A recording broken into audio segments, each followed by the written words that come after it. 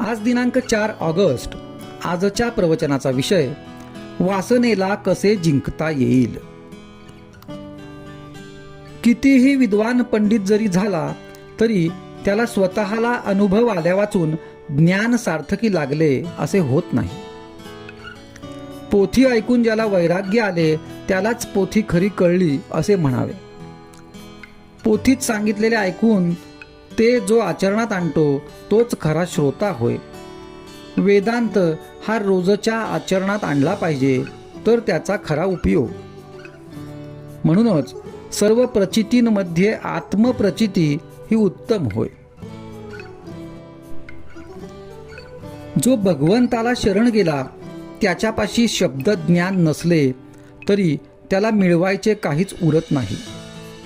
जो शब्द ज्ञानाच्या मागे लागतो त्याचा अभिमान बळावतो. जो शब्दज्ञानी नसतो त्याला अभिमान नसेलच असे नाही. अज्ञानी माणसालाही अभिमान असतो, परंतु तो घालविणे सोपे असते. सद्गुरूला शरण जा म्हटले तर अज्ञानी माणूस मुकाट्याने शरण जाईल, त्याला शंका येणार नाही. काशीला जाणारे पुष्कळ रस्ते आहेत, पण कोणत्याही रस्त्याने जायचे तरी आपले घर सोडल्याशिवाय जाता येत नाही.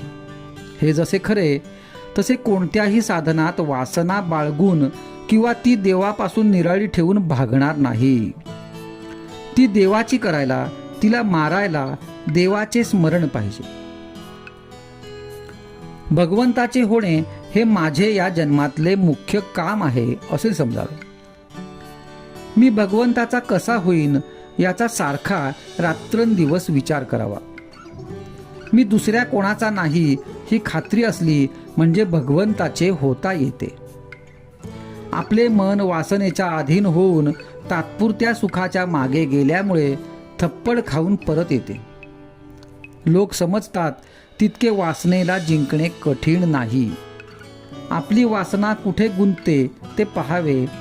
आपल्या अंगातले रक्त काढून ते तपासून आपल्याला कोणता रोग झाला आहे हे डॉक्टर पाहतात. त्याप्रमाणे आपले चित्त कुठे गुंतले आहे हे आपण पहावे, तो आपला रोग आहे. जी गोष्ट आपल्या हातात नाही तिच्याविषयी वासना करणे वेडेपणाचे आहे हे ध्यानात ठेवावे. म्हणूनच विचार आणि नाम यांनी वासनेला खात्रीने जिंकता येईल. मग आपले कर्तेपण आपोआप मरून जाईल.